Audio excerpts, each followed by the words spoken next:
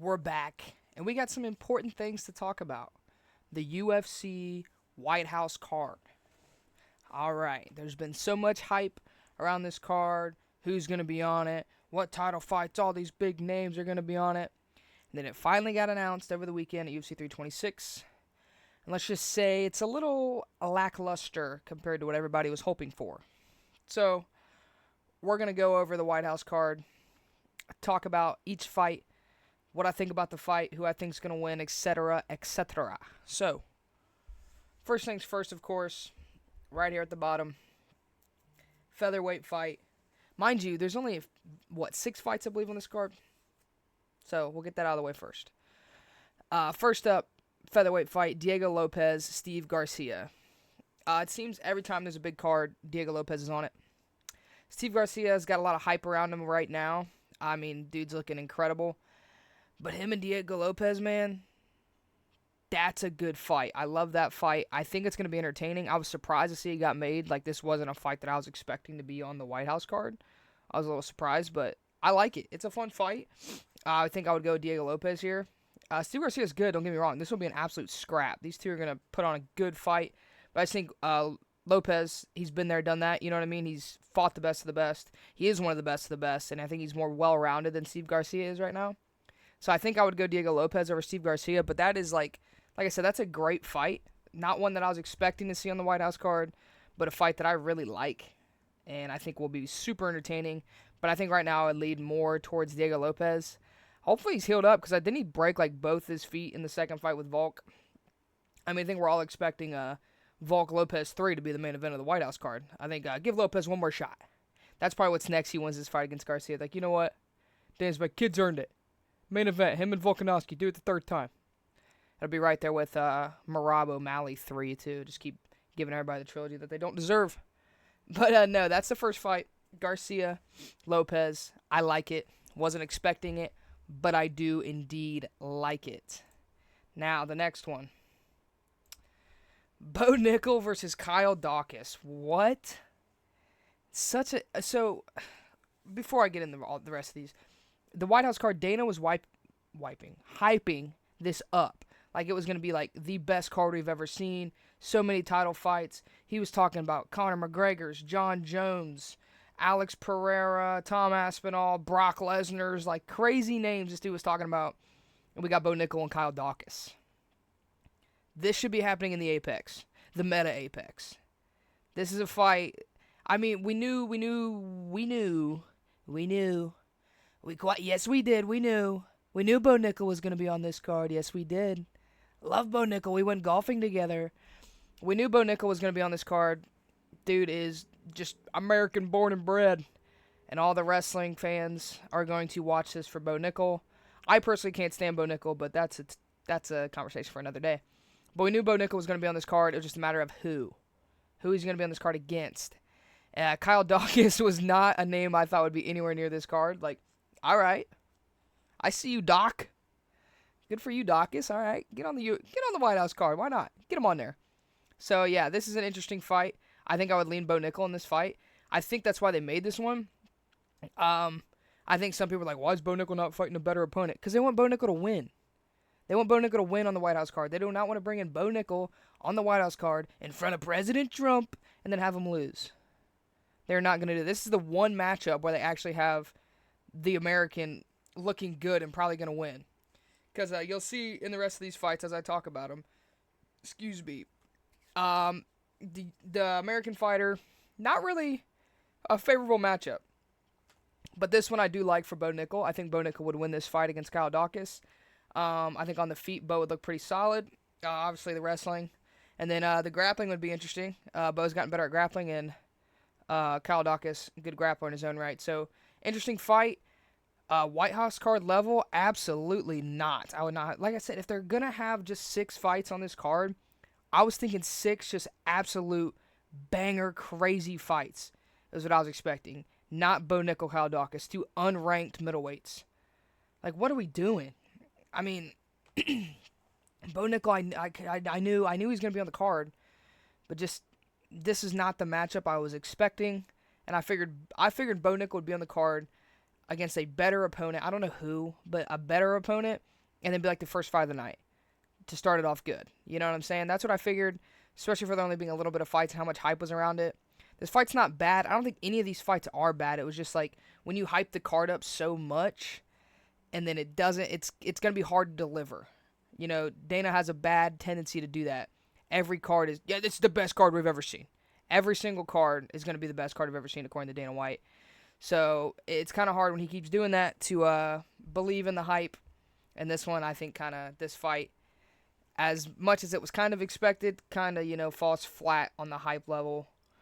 But I think I would go Bo Nickel to beat Kyle Dawkins in this fight and get one for the red, white, and blue. Next fight. Let me move out of the way here. Lightweights. Mauricio Rufy versus Michael Chandler.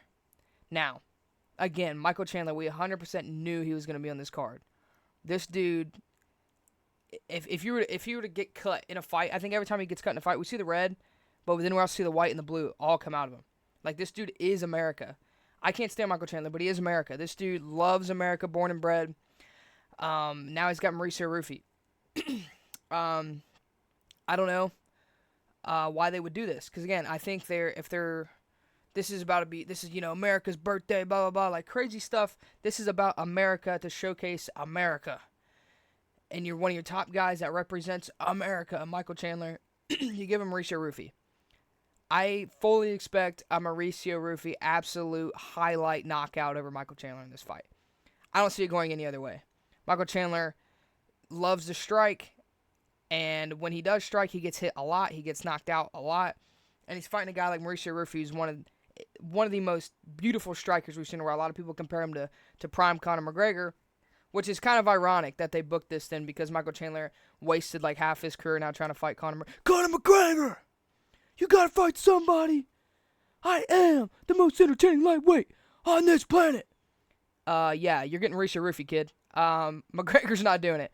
So he's getting Rufy, and he's gonna get knocked out. Michael Chandler is gonna get knocked out, and this is gonna be awkward because, again, this is supposed to be showcasing America, and the American is going to get brutally knocked out by Mauricio Rufy. It's an interesting fight. Again, with there only being like 6 fights, I was expecting a little bit more. I think we all were, but at the same time, I was also expecting Michael Chandler. A lot of people were hoping Chandler McGregor. McGregor said that was the plans for a while, and the UFC pivoted from it. But who knows what Conor McGregor says, if anything's true or not. Usually it's not. But I don't know. He claims it was supposed to happen, but instead, Chandler's getting Mauricio Rufy, bro. That's crazy. But yeah, Chandler, he's getting knocked out by Mauricio Rufy. We're 3 fights deep, and that's what it's looking like right now. 3 fights that are fun. Like, I'm definitely excited for the card, but just, I don't know, man. Like I said, I think Dana screwed himself over with all the hype. Yeah, this is the biggest card I've ever had. The best fights you've ever seen are going to happen on this card. Yeah, on the White House lawn. Yeah, White House lawn? Yeah, we're going to be on the White House lawn. Like, yeah, Dana, we know it's on the White House lawn. But when you only have 6 fights, having Bo Nickel and Michael Chandler on there doesn't really hype me up. But yeah, anyway, that's the first 3. Let's move on up to the next fight. There it is. Move myself out of the way here. Bantamweights. Sugar Sean O'Malley, Amin Zahabi. Interesting. Again, Sean O'Malley, another guy that I kind of expected to be on this card. Not the opponent at all that I was expecting. I was kind of thinking, as much as I didn't agree with it, I was thinking they were going to do O'Malley versus Peter Yan rematch for the title. But I heard that Yan has had some injuries. I don't remember what was it, his back or his hip or something? I can't remember. But like right after the Merab fight, I think he had to get surgery for something, if I remember correctly. But yeah, I thought was the original plan. I thought, dude, you got U.S. versus Russia on the White House lawn. I mean, come on, dude. What a rocky moment. Like, I thought that was going to be what they were going to do. Obviously, I don't think they can do that because of Peter Yan. And I would rather them do Peter Yan versus Merab 3, which is the right thing to do, which I think is what they're going to do, obviously. So they got to find something for Sean O'Malley. So you're like, oh, who should Sean O'Malley fight? Amin Zahabi. No one's ever said that. They said Corey Sandhagen. Everyone wanted Sean O'Malley. Corey Sandhagen is what we wanted. And we got Amin Zahabi. This guy. No personality, Canadian. Okay. Yeah, I'm expecting a Sean O'Malley masterclass here. I think this is a great fight for O'Malley to look good and win against a reputable opponent. Zahabi's number 6 ranked bantamweight. Obviously, O'Malley's still number 3. O'Malley can get this done, and then call out, oh, little Peter Yan, I won my rematch, bud. Yeah, bud, I beat you the first time, I beat you twice, bud. That's what O'Malley's going to do. He's going to call out Peter Yan after beating and styling all over Amin Zahabi at the White House. That's what I fully expect to happen. Again, not the type of fight that I thought would be on the White House card. Like, how did Zahabi get here? There's no way this dude was expecting to be on the card. Like, he probably got the call and he's like, do you guys, like, he probably thought they had the wrong number. Like, there's no way he was expecting to be on the White House card. But he's on it. Like I said, I thought Sean O'Malley would be on it. That makes sense. But, okay. What a matchup. I mean, I guess it's one where the U.S. guy will win, especially if it happening right after Michael Chandler and Murray Sharifi, where Chandler will get brutally knocked out. So I think this will be a good one for the U.S. to look good with Sean O'Malley here. He'll probably have his hair colored all red, white, and blue. Be real American. Be real nice. Somebody's got to walk out to Real American, Hulk Hogan, guarantee it, or the Rocky music. That's got to be happening, right? Somebody's got to do it. Michael Chandler might just come out to the national anthem. That might just be what he does. Anyway, next fight. Oh, yeah. Co-main event, which I predicted, by the way. Go watch my predictions video. There's a few fights that I said I could see being on the card, especially the main event, and one of them was Alex Pereira versus Cyril Gane, interim heavyweight title fight. That's exactly what we're getting in the co-main event. Alex Pereira, as you know, vacated the light heavyweight title. He's moving up to heavyweight, and he's taking on Cyril Gane, who gets yet another shot at UFC heavyweight gold. This is insane. Like, how, it's like, if y'all know WWE, you know that Miz promo where he's in there with John Cena and Roman Reigns. How many times, how many moments do you guys get? That's how I feel about Cyril Gane now. Like, dude, how many shots do you get at the heavyweight title? Like, oh my God. But Pereira's moving up. This is going to be a fun fight, one that I predicted to happen. I think it makes sense. Old Tom Aspinall. Can't see up me eye. Cyril Gane poked me in my eye. I'm going to do that impression every chance I get. But yeah, so we knew he wasn't going to be fighting. So obviously he'll be fighting the winner of this, whoever wins this fight. But I think it's a fun fight. It's an interesting fight. One that I think will surprise some people. I think a lot of casuals are going to be like, Pereira going to go in there and knock out Cyril Gane. These guys are very similar in the way they fight. Both good strikers. A lot of leg kicks I expect from both these guys. Cyril Gane stays moving a lot. Same with Pereira. They're both kind of bouncy, moving around guys. So it's going to be a lot of in and out with both guys, landing some shots. I could see Cyril Gane giving Pereira some headaches. I don't see a Pereira knockout. Like a super quick knockout if he does, because you got to remember this will be 5 rounds instead of 3 rounds. So that gives Pereira more time to find the chin of Cyril Gane. But I would probably play it safe here, and I would say Alex Pereira wins via decision would be my guess. But I do think he wins this fight. I could see a knockout. But I think Cyril Gane's going to give him some trouble and is going to surprise a lot of people. Cyril Gane's a good striker. He's a good fighter. He's just never been good enough to win the title every time. And I think the same thing happens again. The Cyril Gane losing streak of title fights continues, and he's going to lose to Alex Pereira in the co-main event. Freedom 250. What a name, Dana. But yeah, that's what I think is going to happen in the co-main. I think it's a fun fight. This is more the stuff this is bigger, more kind of what we were expecting, but still, again, there was that idea of, what if we get Pereira Aspinall? What if we get Pereira John Jones? That's kind of the stuff that Dana was not, he didn't say, but, like, that was the vibe we were getting based off how he was hyping this stuff up. So, like, that's kind of what we're expecting. Instead, we're getting Cyril Gane from France. Your UFC White House card about the U.S. Freedom 250. The co-main event is Brazilian Alex Pereira versus the Frenchman Cyril Gane. Nice, Dana. Nice one. But yeah, Pereira is one of, if not the biggest name in the UFC, so it does make sense. This fight was bound to happen. Pereira wasn't just going to vacate the light heavyweight belt for nothing, just for funsies. Now, he was going up to get a title shot, and obviously he can't be asked on because you can't see out his eye. Told you I was going to do it again. He can't see out my eye. He poked me in my eye. Can't drive me car. John Jones. Anyway, yeah, fun fight. I like it. I would go with Alex Pereira over Cyril Gane in this fight. I think it's going to be fun. I think Cyril Gane's going to surprise some people. But all right, he's still pretty good, but he's not the champ. So, and I don't think he's going to be the champ. Pereira's going to get it done. I could see a knockout, like I said, just because it's 5 rounds and it's Alex Pereira. But I'm going to go with a decision win for Alex Pereira in his heavyweight debut to win the interim heavyweight championship, which will make him the first ever 3-division champ. Technically, I'm sure they'll still count it, even though it's an interim belt. I hate interim belts. I think we've had more interim heavyweight champions and real heavyweight champions at this point. I'm sick of interim heavyweight champs. I'm sick of interim champs in general, but heavyweight ones, oh my god, bro. We're getting so many interim heavyweight champions. It's crazy. But yeah, that's it for the co-main event. And then, of course, in the main event, which I predicted, which isn't that cool. Everybody predicted it. Ilia Topuria, the current UFC lightweight champion, versus Justin Gaethje, the interim UFC lightweight champion, in the main event of the White House card. To figure out who the real champ is, we got it in the main event. And Dana, you wanted to make the U.S. look good, so you put Justin Gaethje in the main event against Ilia Topuria? Dana, what are you doing? This is about America, and you're going to watch your American get absolutely slimed out by Ilia Topuria. Oh, this is horrible for the U.S. The U.S. is going to look terrible. Justin Gaethje's not winning this fight. Let's be real, man. Nobody's picking Justin Gaethje. It's the inevitable, man. He's going to go in there. He's going to throw wild, going to throw crazy, throw some calf kicks, cool, whatever. Then Topuria's going to find that chin. Topuria's going to knock him out. He's going to sip tea over him like he does everybody. He's going to have the 2 belts. He might even have 3. He might even have his featherweight belt. He might even have 4. He might even have the bantamweight belt. BMF belt. He was carrying that thing around after beating Max Holloway, which he's the real BMF champ, by the way. Just saying. If you're the BMF champ and you fight, the belt should be on the line at all times. I mean, think about it. The BMF champion, Charles Oliveira.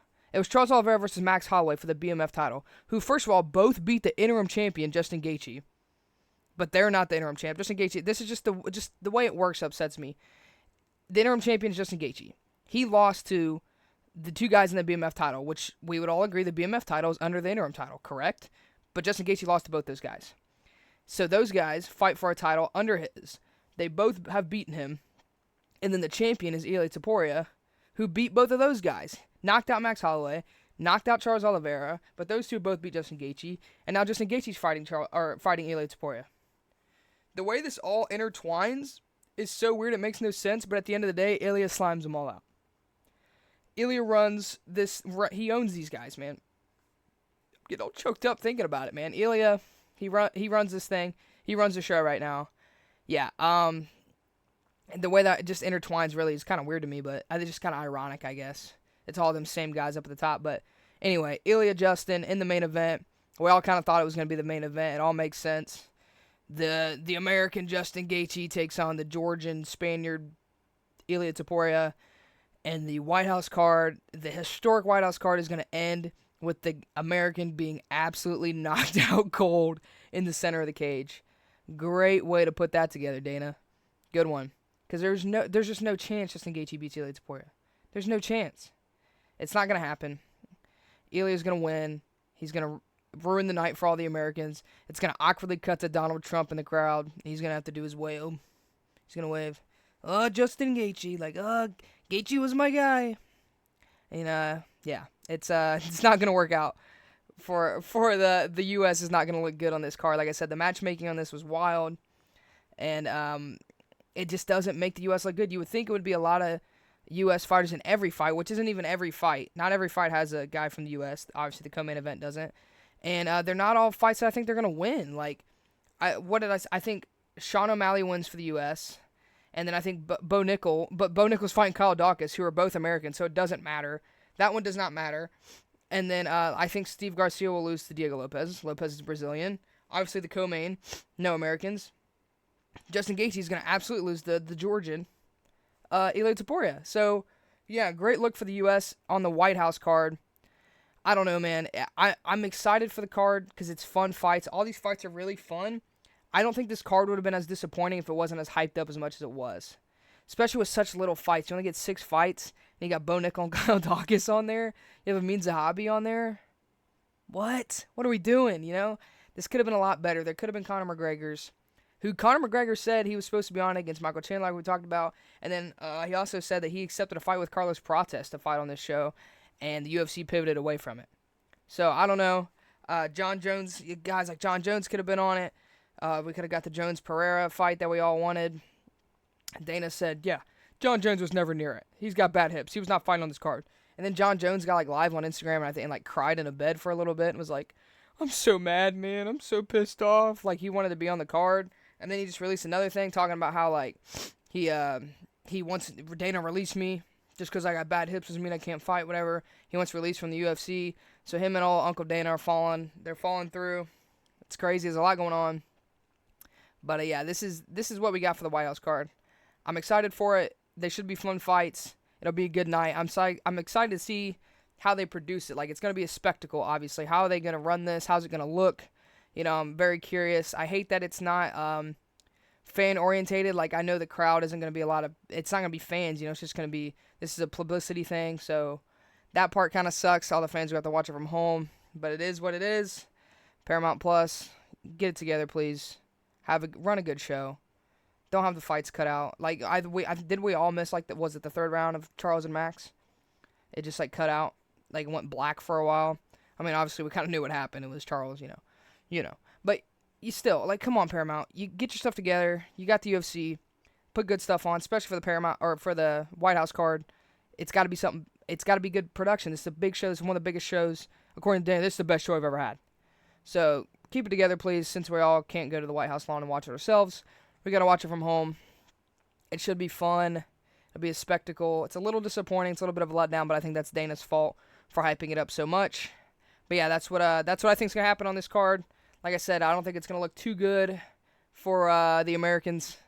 Not the best booking, but yeah, that's how I think it's going to go. I think it'll be fun. I predicted 2 of these fights to happen. I'm pretty pumped about that. But yeah, that's the White House card. That's what I think about the matchups, about how it was put together, who I think is going to win. It should be a good time. I might revisit this once it gets closer, do more predictions. Maybe they'll add some fights, change some fights, who knows. But until then, I'll see you guys next time.